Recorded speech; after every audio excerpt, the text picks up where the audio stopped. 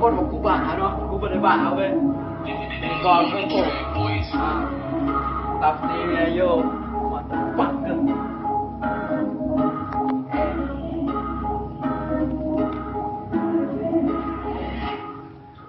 Black is now จากประเทศลาวมึงจะเข้ามาบุมมัก